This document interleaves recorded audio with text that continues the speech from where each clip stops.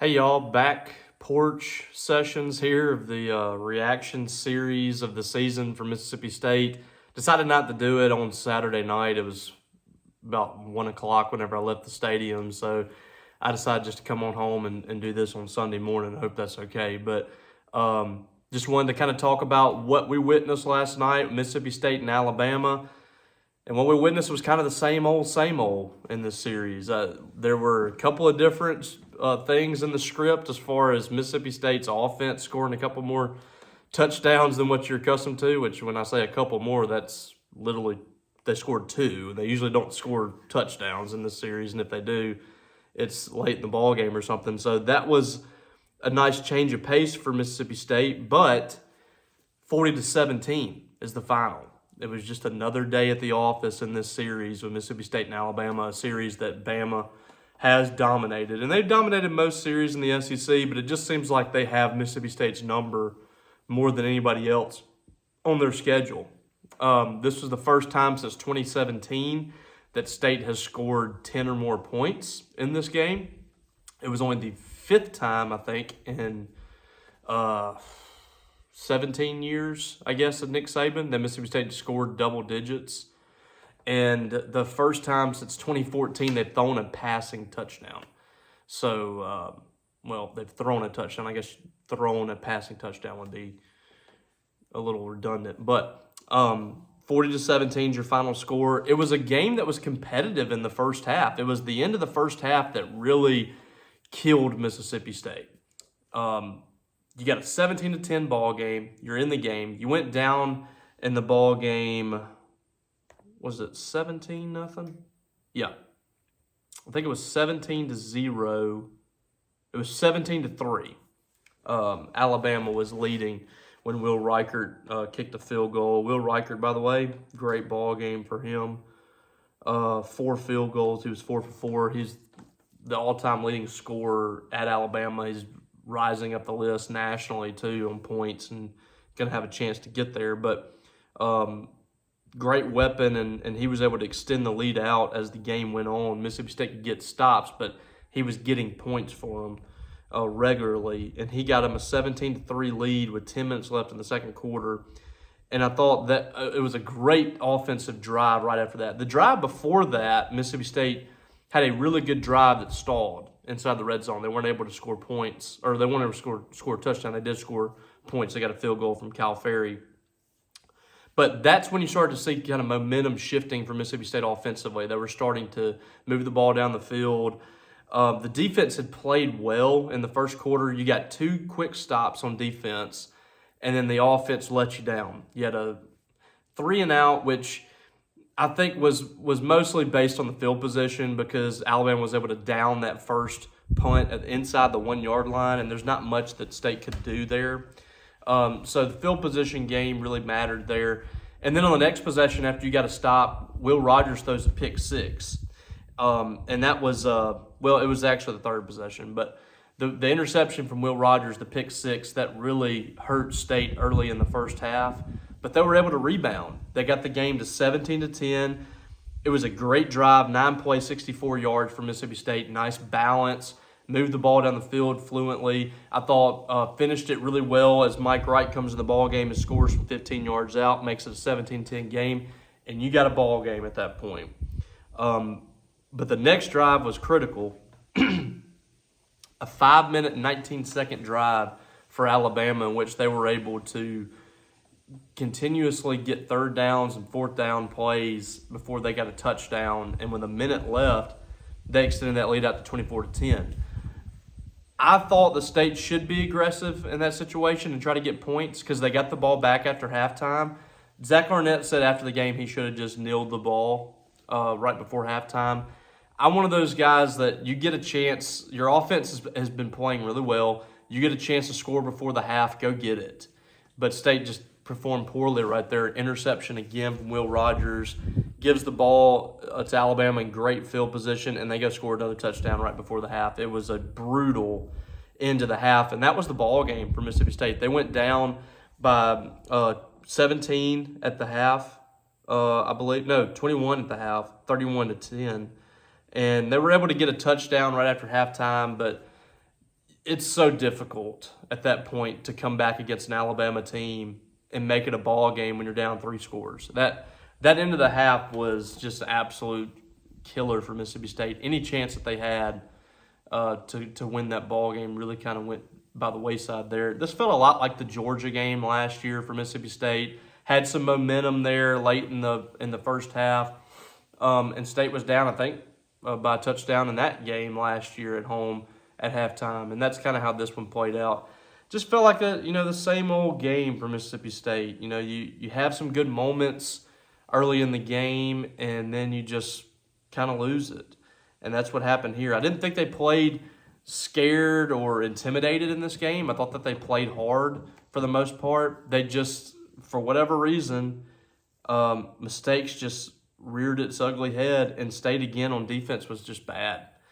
And you look at the yardage, it's not overly impressive. 357 yards of total offense for Alabama, and they averaged 6 yards a play, which is fairly high. But the yardage wasn't really the story in the game. It was the fact that State just could not get off the field against Alabama on defense. They did early in the first quarter, but as the game wore on, it was just tougher and tougher for them to get off the field.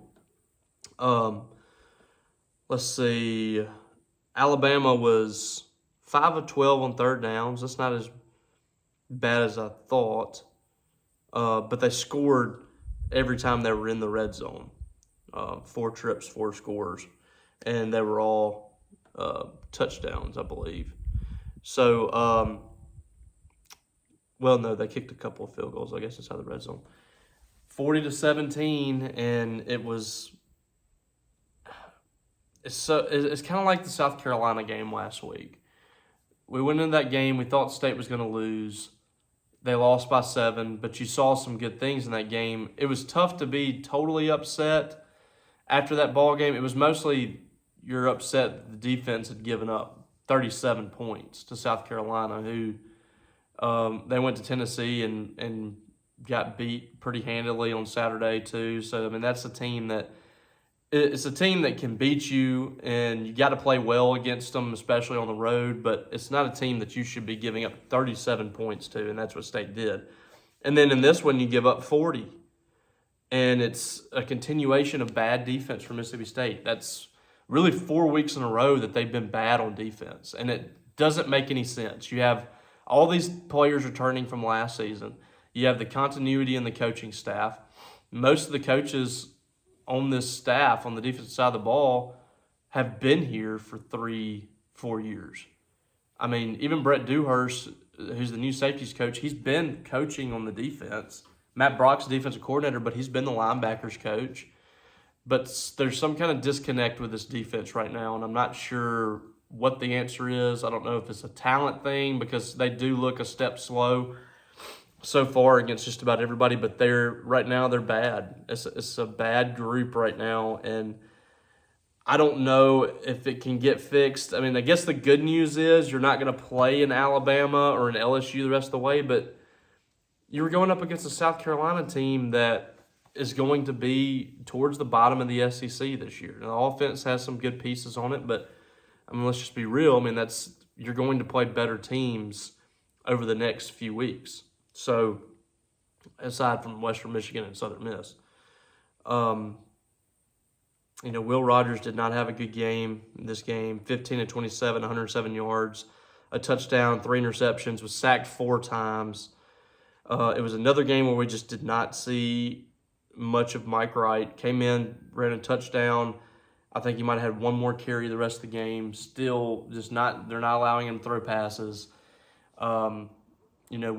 People have said, why don't y'all ask why Mike Wright isn't getting a shot? I mean, we've asked about Mike Wright. We've asked how would you like to utilize him? What can he get more playing time?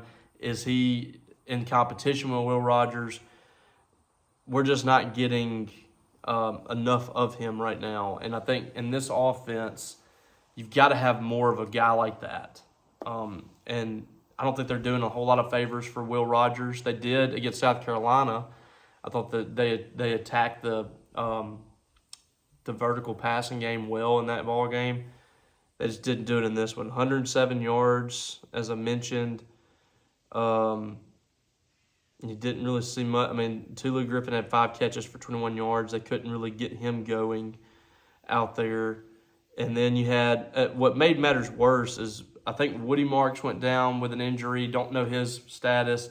And then Jeffrey Pittman got banged up too. So you had your top 2 running backs out, and you had to play freshman Seth Davis a good bit in the second half. He had 4 carries for 20 yards. Kevon Lee came in there as well. It was another tough game for State. They didn't cover well again. This is the 3rd straight week now that a quarterback has completed, I think, well over 80% of his passes, and that's way too high of a number. Jalen Milroe was 10 of 12, 164 yards. He started the game 8 for 8, and if you remember last week, South Carolina, Spencer Rattler was like 16 of 16 or something. And then he finished, I think, 18 of 20. And then the week before that, Jaden Daniels was 30 for 34 in the game. I mean, the quarterbacks the last 3 weeks are completing well over 80% of their passes. And that's a number that is not sustainable for a defense having success. And they haven't had success. They haven't been good now for, Arizona week, they weren't good. So, I mean, Southeastern Louisiana is the only game right now you can hang your hat on that's been a good defensive game. And it's kind of disheartening for Mississippi State because they've had so much success with a lot of these guys over the last 3 years. You have so many familiar faces up there, and it's just not working for whatever reason. The defensive backs have struggled mightily. We're not seeing much from them. Defensive line's struggling to get a push, and that group's getting injured. I mean, they're getting banged up. Jaden Crumedy came out of the ballgame last night with an injury. Travion Williams, Calvin Dinkins are both hurt. DeMonte Russell didn't play last night. He's hurt. That's 4 guys on your 2 deep that are hurt right now. And, hopefully you get those guys back for the stretch run. What State needs more than anything is that bye week in 2 weeks. You got Western Michigan coming up this week. Get through that game healthy, win it big, get some confidence, go into the bye week, and hopefully you can start to get some guys back because you have a stretch here of games that are attainable. But they're also games I can see State losing every single one of these games outside of Southern Miss. Ole Miss showed a ton of promise yesterday. They beat LSU. That offense is going to be very difficult for Mississippi State's defense to stop. I have no faith in Mississippi State being able to slow them down. Last year, yes, they don't have the guys right now to do that this year. Texas A&M, that looks like a loss right now. Auburn played really well at home against Georgia. That's going to be a tough game. Arkansas on the road, that's going to be a tough game, even though they're struggling. Kentucky's at home, and you've been good against Kentucky at home, but they look good against Florida. These games are games against teams that are beatable, but do you have faith in Mississippi State to beat those teams? Right now, there's nothing that should suggest that you do.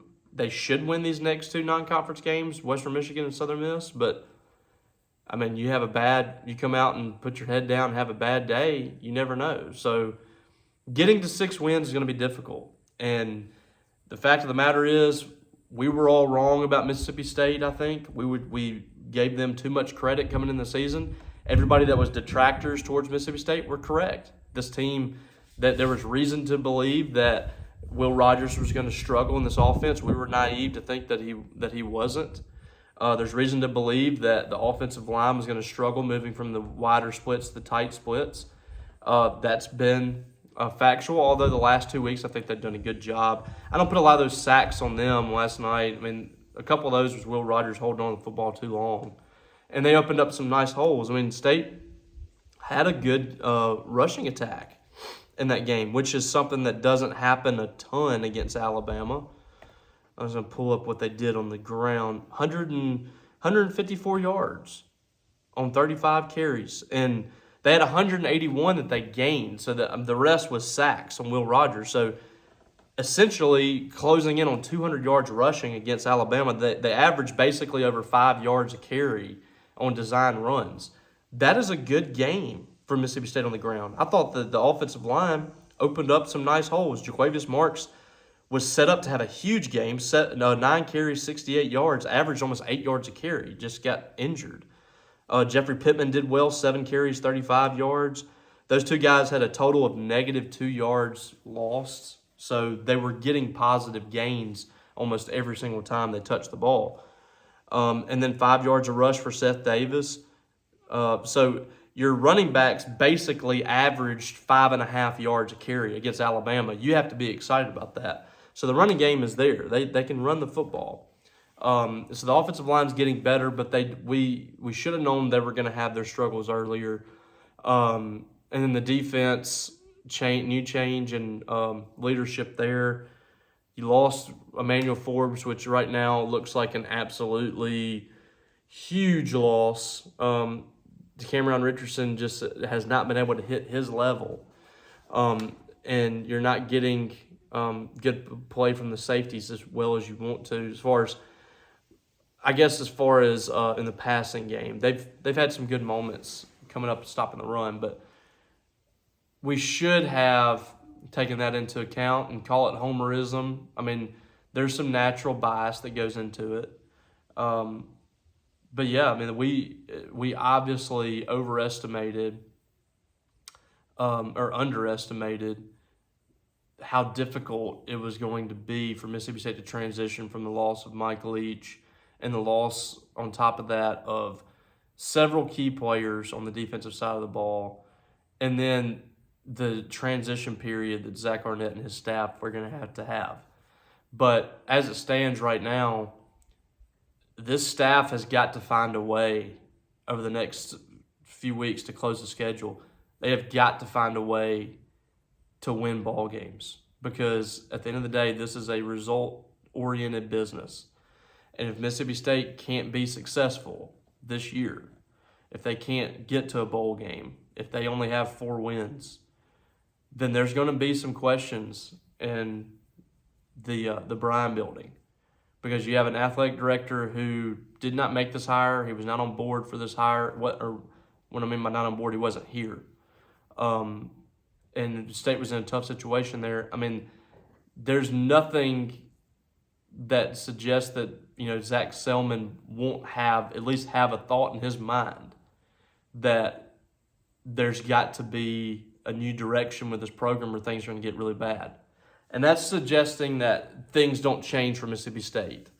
I'm not here to say that you should give up on Zach Arnett, which a lot of people already have. But he's got to turn it around, or there's going to be some questions asked to Zach Selman about the future of this program, because you cannot continue to put out a product that is struggling to win SEC ball games. This is an era of football and college sports as a whole where there's so much change and there's so much pressure to win now. You have the transfer portal, and you have a chance to go get players that can help you win right away. You have NIL, a lot of money is being thrown around by fans. Universities are spending more than ever. The SEC is, right up there as competitive as it's been. And I know they're having a rough year, but it's just a real weird era right now where there's so much pressure to win now. You're paying all these coaches all this money. And Zach Arnett's probably the lowest paid head coach in the league, but he's still making over $3 million. That's still a lot of money on the line for Mississippi State, and they've got to find a way to get things going, or this is going to unravel pretty quickly for the Bulldogs under Zach Arnett, and nobody wants to see that in this era of football where winning now is paramount. So big week ahead for Mississippi State, big few weeks ahead for the Bulldogs and Zach Arnett to try to get back on track. You're sitting here at 2-3 now.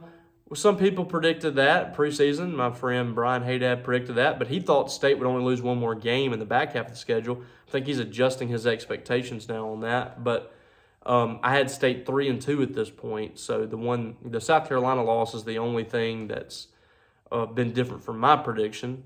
But it's the way the State's looked that's kind of been a little scary if you're a State fan about what's ahead, because they haven't been good on defense. The offense has had its moments, but it just seems like it's being held back a little bit.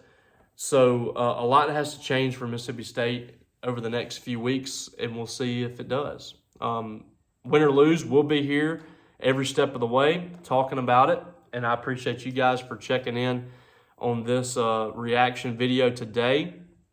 Tomorrow we'll probably try to get, on Monday, we'll probably try to get another Talking Dogs so we can take your questions and comments and all that stuff. But for today, this is what we got. Make sure you're over there on 247, tuned in to the all the reports from the games. We got some good articles that have been going out covering every angle of the ball game, so you can check that out right now over there at 247. All right, guys, appreciate you. Check in on Monday for some Talking Dogs, and we'll talk more about the goings-on of Mississippi State sports. Until then, y'all have a good Sunday. We'll holler at you later.